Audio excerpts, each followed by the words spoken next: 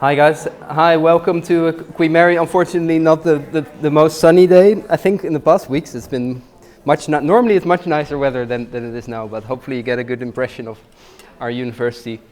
And I am going to talk about this topic. So this is a topic which is close to my own specialism, which is European politics, and more specifically populism, so anti-establishment politics, and Euroscepticism also, and part of it links in also to my own research, what I'm doing. But as all of my colleagues, we teach obviously modules, but we also do research, and sometimes we're lucky enough to be able to combine it. So we also give our own modules, especially in the third year, that really relates to our own research interests. So I'm going to talk a little bit about that, and in particular these two topics: Euroscepticism among citizens and parties. And I'd like to sort of challenge the received wisdom that Euroscepticism is growing everywhere, that people become fed up with European Union and European integration. Actually, it's a bit more complicated than that.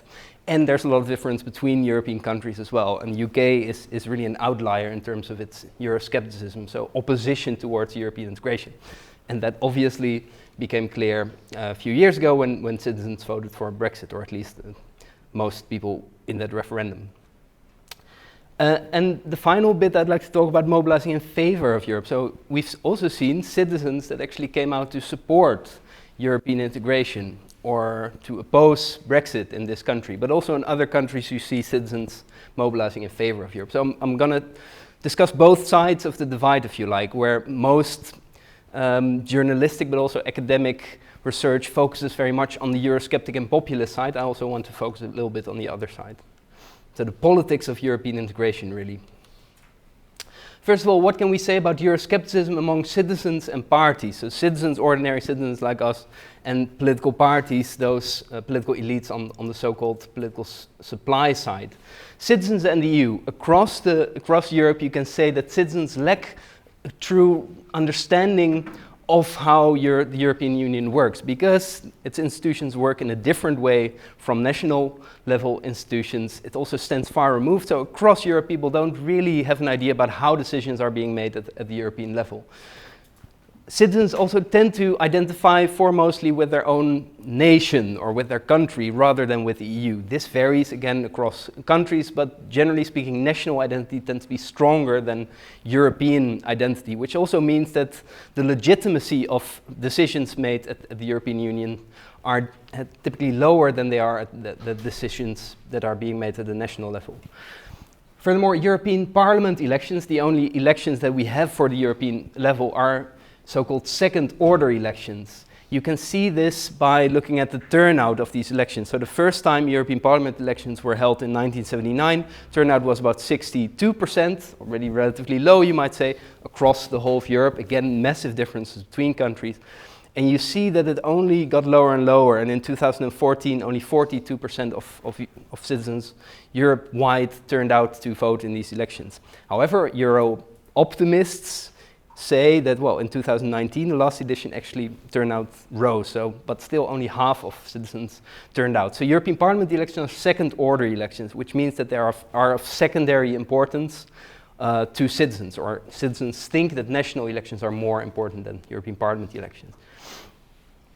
Furthermore, as research has shown, citizens have become more skeptical of European integration over time. So there's been a shift from a so-called permissive consensus to a constraining dissensus. And that basically means that citizens in the past trusted their political elites that European integration was a good thing. So they let their political elites sort of decide, okay, to push on with European integration, whereas now this has changed. People have become more skeptical of European integration, and this constrains the decisions made, or the room for maneuver of political elites to push on with European integration. So that's what is meant by constraining the census. Rise of Euroscepticism. You can also see this back if you look at these figures, so from opinion polls ran by the European Commission itself, actually. So the question here, it's to do with public support for the EU membership. Generally speaking, do you think that your country's membership of the EU is a good thing? And you see it across these 6 selected countries: Britain, France, Germany, Italy, Poland. You see a slight decline over the years if you look from 1990s until now. Or a different question in general: does the EU conjure up for you a positive image? You also see that it sort of declined, although Euro optimists might say after sort of crisis years, after the migration crisis and the Euro crisis, support and the image of the EU has improved again somewhat. Another graph sort of showing the same thing. So the blue line is total positive when you ask the question, in general, does the EU, does it have a positive or a negative image? Positive image declined, but in recent years it sort of increased again. Furthermore, even though in 2018 only 43% of the respondents across Europe had a positive image of the EU, so that's less than half. There's fewer people with a negative image of the EU, 20% of the people. So it's not the case that citizens across Europe completely oppose the EU. There's still more people with a positive image than with a negative image of the EU. Also, when you ask the question, our country, or the statement, our country could better face the future outside of the EU, you see that clearly across European countries, if you compare them, people tend to disagree. So people think that European Union membership is actually ultimately a good thing. They're against leaving the European Union. Now I hit the countries here, and it's maybe no surprise that the UK ranks as, if you ask this question, the most Eurosceptic country. So when was this? 2017. More people agreed here that the EU or Britain could better face the future outside of the EU, but it's exceptional. In most countries, people disagree with this statement, and the Netherlands, my own country, is, if you look at these figures at least, the most positive country in terms of thinking that the EU membership is a good thing. 85% of the people disagrees with the statement. So mixed evidence, right? There's growing Euroscepticism. However, there's still widespread support for EU membership across European countries, and that's why it's also unlikely that we see the EU sort of falling apart, as some of the parties whose posters are depicted here have predicted. Like Brexit would lead to sort of a domino effect with more and more countries leaving the EU. Well, I don't think that's likely to happen in the short run. However, these parties have become more and more strong, so-called populist Eurosceptic parties, parties that oppose the EU for various reasons. This is a picture from a poster from UKIP, who really runs this country, the poster says, basically arguing that the EU is threatening to undermine national sovereignty. It's really Brussels. You see the European flag appearing under the burning British flag, so the EU sort of taking away national sovereignty. This poster says more for citizens, less Brussels. The EU is seen as an elitist organization, stands far removed from citizens, and these populist parties, they are for the ordinary citizens, against the elite, and they say we should get rid of the EU because it's an elitist organization. So it's another argument against Europe. Here you see a poster of the left-wing populist party in the Netherlands, and the Netherlands, if you know the map of Europe, is sort of disappearing because it's sort of, you have this European superstate and national countries are losing their power. So similar argument as this first poster. Another left-wing populist party, Eurosceptic party in Germany, associates the EU very much with big businesses and banks. So this is another argument often used on the left against the EU. It's associated with, it's an organization that prioritizes big business, big banks, and doesn't look out for ordinary citizens. So that's a left-wing criticism of European integration, whereas on the right you often hear the argument that the EU leads to more immigration because borders are disappearing. So this is a poster from the Front National when it was still called like that in France. Or right-wing populists also, especially in richer northern European case, they are against European integration because they feel that the money flows from the rich northern countries to the southern economically weaker countries. So here you see a rather, you might say, racist depiction of a Greek lying in a hammock receiving money from the richer Austrian taxpayer. So money is going from the richer to the poorer member states. So these parties that criticize European integration for various reasons have become stronger in recent years, especially the populist radical right parties. So, kind of mixed evidence. You see more Euroscepticism, more parties that are also Eurosceptic gaining more support in European elections. However, as I've also indicated, there are still also quite a lot of citizens who are generally positive about European integration, and even those citizens that explicitly mobilize in order to show their support.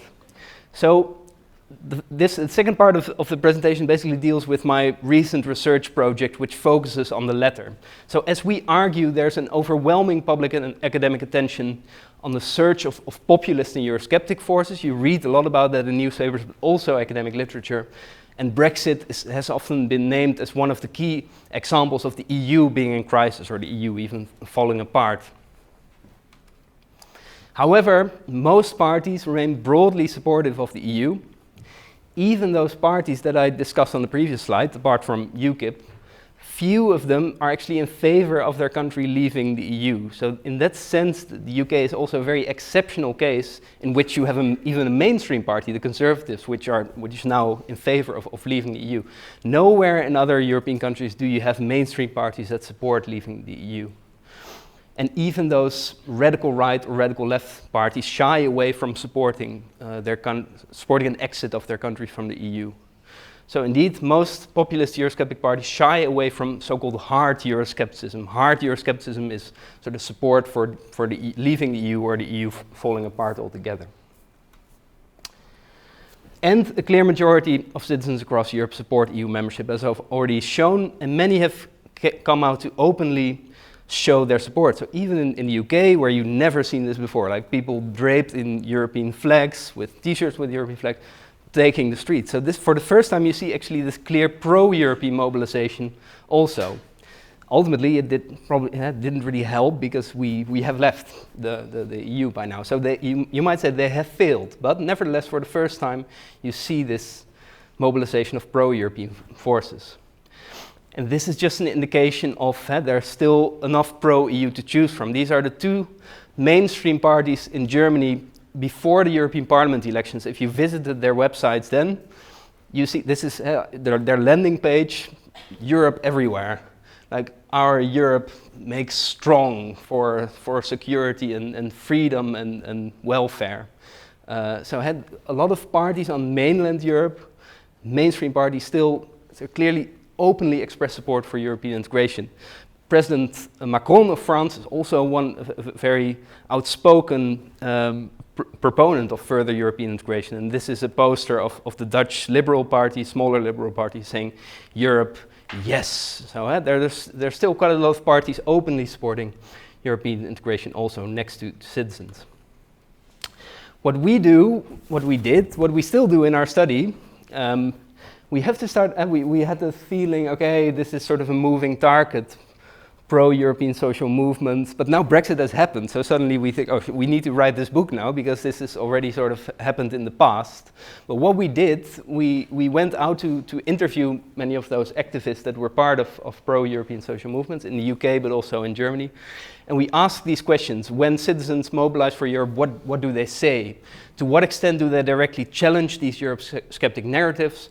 And do they defend the EU in its current form or advocate for a reformed union? To what extent are they very positive about how the EU actually functions now? Or are they, in their ways, also quite Eurosceptic? So we interviewed people in the UK, various organizations that appeared here after mainly after the Brexit vote, Britain for Europe, European Movement. They sort of combined their forces under the People's Vote, which sort of ended up in a bit of a mess right before the elections. You also have a bit more radical movements. Sodom stands in defiance of I'm not quite sure what it stands for anymore, but it's led by this guy who always shouts with the head, who shouts in Westminster. You see Steve, you see him on TV, so we talked with him also. You also had a few organizations that were actually specifically targeted younger people. So Our Future, Our Choice, and FFS, which stands for Our Future's Sake. So that these organizations were led and also targeted younger constituents. So I don't know, maybe you have heard of them. I've also done research in Germany, and there you have the Pulse of Europe and various other organizations that even though in Germany clearly there's no exit on the table, but still you have also movements that mobilize there. So we, in one paper which we still need to write, we want to compare these activists in Germany on the one hand and the UK on the other hand, where you have these very different contexts, where you both have pro-European movements, but we want to look at the similarities and differences between those two countries. So I'm going to briefly present our first findings after outlining the analytical approach. So what we did was we assessed the so-called framing activities of pro-Remain social movement organizations. That's what SMO stands for. And framing basically deals with how you interpret reality, or how you create meaning, what meaning you give to certain real-life events. Or you can define it as such: the conscious strategic efforts by groups of people to fashion shared understandings of the world and of themselves that legitimate and motivate collective action. It has to do with how do you interpret reality, which parts of reality do you focus on, what understanding of the world do you create. To make it a little bit more concrete, we focused on two so-called core framing tasks. Diagnostic, which deals with what is the problem Europe is currently facing, or what are the problems with Brexit that these movements identify, but also who's to blame. So who's to blame for this adverse situation that the UK is leaving the EU, or at least that's what these movements say. I'm not taking sides in the Brexit debate. I'm not going there.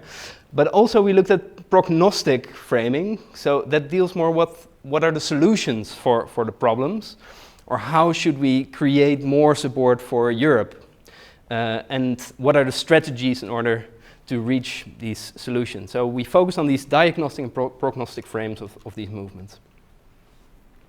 And this is what we did. We interviewed a lot of people, mainly 31 activists, I think a bit more by now, 25 separate interviews. We also did a survey, and in Germany we did similar, so many interviews with pro-European social movement organization activists, and I also visited a few events to speak with people there. So the findings, preliminary observation from the UK. What we found was, as I already alluded to, for the first time we saw an emergence of active grassroots pro-European movement. For the first time you saw people on the streets of Britain draped in European flags, or behind street stalls with brochures in favor of Europe, or at least against Brexit. This is quite a representative image of the type of people. So people of a certain age or over a certain age, white. As I mentioned, there were also some youth organizations, but most of the people on the streets tended to be older, or higher educated, and also of a certain ethnic category. So we can say these movements have emerged. So for the first time we've seen genuine EU politicization, which means we've seen Eurosceptic mobilization in this country, of course, very clearly with Nigel Farage, etc., but also pro-European mobilization. So that's politicization, that you see mobilization on both sides of the political debate. However, the more, how would you say, pessimistic from their point of view message is it only happened after the Brexit referendum. So during the Brexit referendum campaign, these movements actually didn't exist. Most of the people that we interviewed said, I only became active after the Brexit vote. I never expected this to happen, and I was completely flabbergasted by the results, and only then I became active. So you might say a little bit too late, right? After the Brexit vote already took place.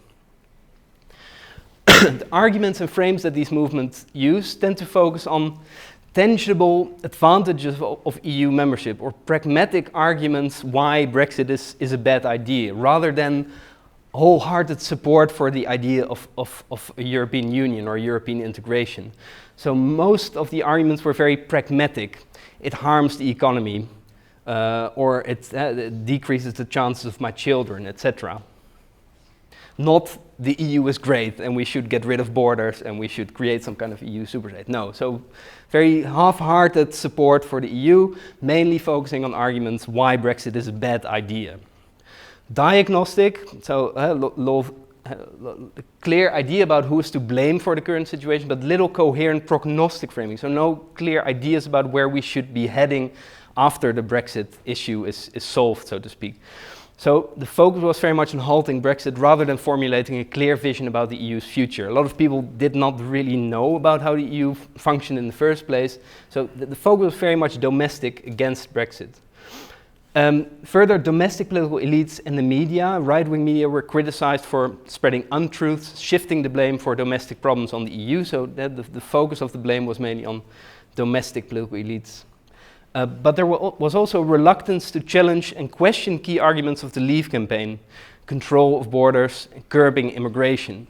Because these movements tried to convince Brexit voters, they were quite afraid to sort of antagonize these Brexit voters. So they didn't really challenge core arguments of the Brexit campaign.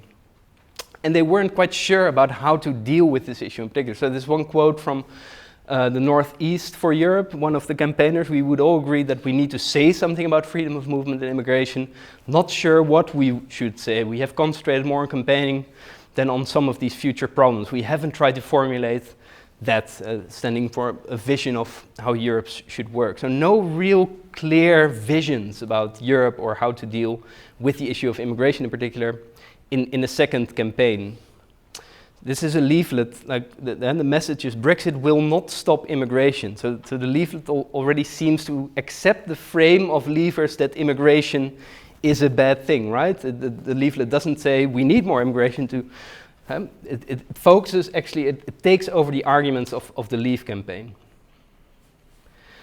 On the other hand, in Germany, so these are preliminary observations from Germany to finish off with, you see a very different picture. So we focus mainly on this particular organization, Pulse of Europe, which was a real grassroots organization founded at the end of 2016, not least in reactions to events abroad. So whereas these Brexit or the anti-Brexit movements in the UK were formed basically with a domestic agenda, stopping Brexit, and as a response to stuff that happened in Britain, this movement actually was largely founded in reaction to events abroad, so much more internationally looking, if you like. Not least, if you ask these people, why did you become active in Pulse of Europe? Brexit, Trump. These were the two things. Sometimes maybe Viktor Orban, the authoritarian leader in Hungary, but mainly Brexit, Trump, as well as some radical right movements, developments in Germany becoming stronger. Their arguments and frames are quite different. So it's an explicit celebration of European community and identity, sort of idealism. Like you see these youngsters in their, I really don't like these outfits, but clearly they don't hold back. They are clearly going for Europe. It's a great thing. And these are some of their posters saying, freedom, this is freedom, peace and Zusammenhalt, so cohesion, community. So a much more sort of positive message, if you like, about Europe, in contrast to the British movements, which were much more pragmatic about, well, Brexit is a bad idea, it's bad for our economy, but you didn't see this open celebration of European values, if you like. Or another sticker saying, whatever you choose, choose Europe. So that they don't hold back and they don't hide their support for the idea of Europe. And often when you interview these people, they're also, I want a European federal state, we should get rid of borders. Well, that's not what you hear in Britain. So that's a very interesting contrast, how Europe is basically framed and also, how it's discussed. Still diagnostic, but little coherent prognostic framing also. So the focus is on stopping nationalism and anti-liberal democratic trends, but this movement at least doesn't have a very clear idea about how to achieve it. So ultimately it leaves it up to politicians how to reform Europe. And here, this is from an interview with the de facto leader of Pulse of Europe, Daniel Röder, one of the key founders also. He argues short term is the European election, so the interview was before the European elections of 2019, and then to increase the turnout, particularly among voters in the middle, who would not otherwise go to the polls. And the aim, we want to try and contribute that right-wing extremists do not get a significant proportion of the European Parliament. So this movement is much more clearly opposed to right-wing extremism, much more explicitly so than these movements in the UK. Long-term goal, development of a real European civil society, contribute to a new perception of the European idea. So it has a much more idealistic vision of Europe than these anti-Brexit movements in the UK.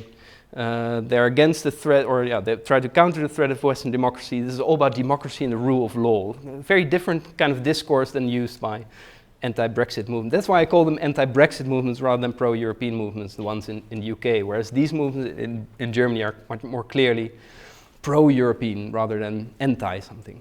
Okay, key points of today. Citizens have grown more skeptical of the European Union, though public Euroscepticism clearly varies across countries and time, with the UK being kind of the outlier, the most Eurosceptic outlier. And you even see that back in the arguments used by so-called pro-European movements. Euroscepticism has also become more prominent across European party systems, not least due to the electoral rise of populist Eurosceptic parties. So radical right-wing parties, radical left parties to a lesser extent. Radical right is really the most successful new party family, which also tends to be Eurosceptic. However, neither among citizens nor political parties across Europe is there a great appetite for leaving the EU. So there's no real push or domino effect happening of more and more countries leaving the EU in the short run. Political scientists are very bad at predicting, so I don't know. In 10 years, things might be very different. In the next years, it's not going to happen that another country is leaving the EU. I mean, few people saw Brexit coming or Trump or so. We have to be very careful in making sweeping predictions. Unfortunately, we're not very good at that. We can observe finally an incipient pro-European grassroots movement across Europe. So for the first time, people really turn now to defend the idea of Europe, often in reaction to this so-called populist right-wing surge. In the UK, this was mainly after the Brexit referendum vote, potentially too late if you speak from their point of view at least. Little genuine EU enthusiasm among these movements. In Germany, this is a very different story. These movements were founded largely in response to events abroad, Trump and Brexit, also at home, the rise of the radical right. But their focus is much more on idealistic arguments and open celebration of Europe. So this is quite an interesting contrast between one quite pro-European continental country and the UK. So thank you very much for your attention. I welcome any questions also if you have any.